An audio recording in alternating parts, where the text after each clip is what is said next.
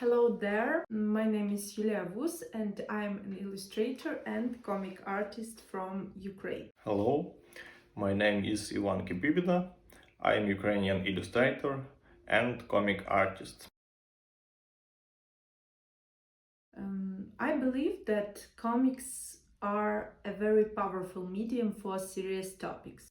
The combination of text and visuals makes complex stories easier to understand and more accessible. It's a unique way to present important information clearly and effectively. Comics are so powerful because combine storytelling with visuals, making it much easier to talk about tough topics like war, social issues, or even historical trauma. For me, masterpieces like Mouse by Art Spiegelman or Persepolis by Marjan Satrapi are such a perfect example of this. Telling such a huge historical narrative in just a few hundred pages, that's no small task. But the graphic novel format lets us highlight the key moments, create powerful imagery, and most importantly, keep readers engaged without overwhelming them.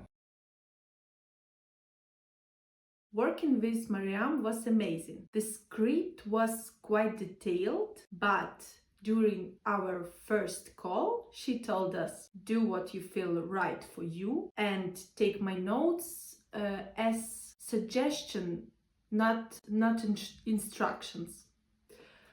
With a whole team, we decided to experiment with two different styles for the album. Ivan worked on the real-time events, while I focused on the historical parts. We constantly exchanged ideas and refine our work together with a whole team. Working on this project,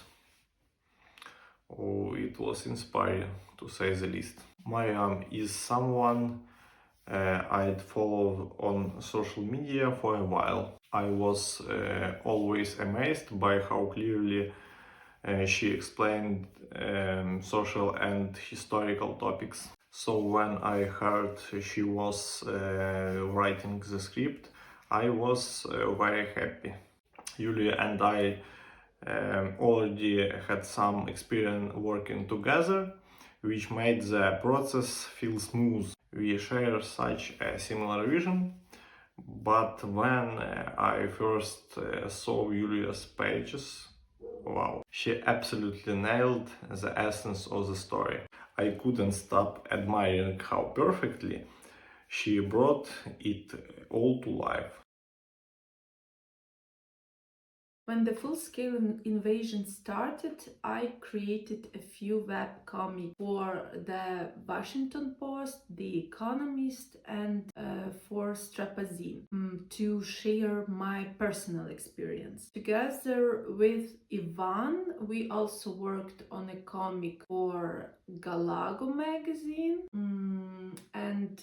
After attending several festivals, I noticed that comics about the Russo-Ukrainian war were being created, but they often weren't by Ukrainians, and the information was distorted. After that, Ivan and I had a conversation with the Видавництво publishing team, who had been concerned about this trend too, and we decided to share a story from a Ukrainian perspective. The year we worked on this project was the toughest since the full-scale war began.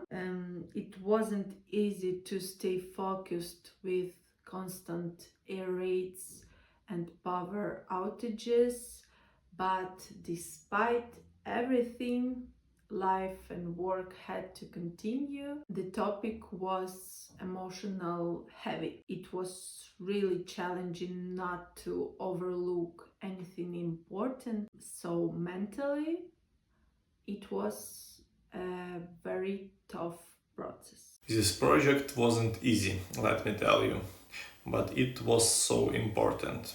It wasn't just about telling a story. It was about sharing emotions, context, and showing how the past really shapes the future. For me, it was this incredible opportunity to show the world who Ukrainians are, what defines us, and why our history matters. Sure, the conditions were tough, but I felt this deep responsibility to finish the project and give a voice to those who are living through these tragedies. I believe the best way to tell the story of any historical event is through the eyes of those who lived it. This graphic novel, A Brief History of the Long War Between Ukraine and Russia, is the third in a series by Видавництво Publishing. Previously, Ivan and I worked also on A Brief History of Ukrainian Feminism and A Brief History of Ukrainian Literature. We've worked on Ukrainian themes before the war. We are doing it now and we plan to continue. Though it's hard to plan much during this time actually. I've always been fascinated by historical themes, especially Ukraine's story, and I'm definitely going to keep working on projects that raise awareness and promote justice. Looking ahead, I hope to create stories that don't just talk about conflicts but actually explore how we might resolve them. Because let's face it, art and storytelling are some of the most powerful tools we have to understand tough issues and hopefully inspire change. Looking back at the Middle Ages shows how long Ukraine has been fighting for its freedom and identity. Many people think the Russo-Ukrainian War started in 2014 or even in 2022, but in reality, it's a bit longer process. For centuries, Russia had tried to erase Ukraine's history and culture. Understanding our past is key to building a better future. Understanding a historical context is absolutely key to making sense of today's events. Wars don't just pop out of nowhere, they have deep roots. By looking back, we can see how long-term ideas and processes shape what's happening now. But here's the thing, history also reminds us that the future is ours to shape. We can break these cycles, for sure, if we're willing to learn from the past. Instead of just focusing on dry facts, it's important to give a platform to those who have experienced these events firsthand. Like wars from the distant past, we now have the opportunity to hear from those who are living through this conflict. Schools should help students understand not only the history of the war, but also its origins and global consequences. Bringing in guest speakers, journalists, historians, or even artists, it could offer fresh perspectives. Most importantly, schools should encourage critical thinking. Literature, for example, often romanticizes war, but the reality is much harsher. Teachers, they have such an important role.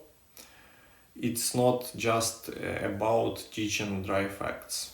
They should show the reasons behind the war and its real life impact. You know, personal stories from people who actually lived through these events. They can be so powerful. When I was in school, history felt like it belonged to some distant fairy tale. But the truth is, a lot of what we talk about in this comic happened not so long ago.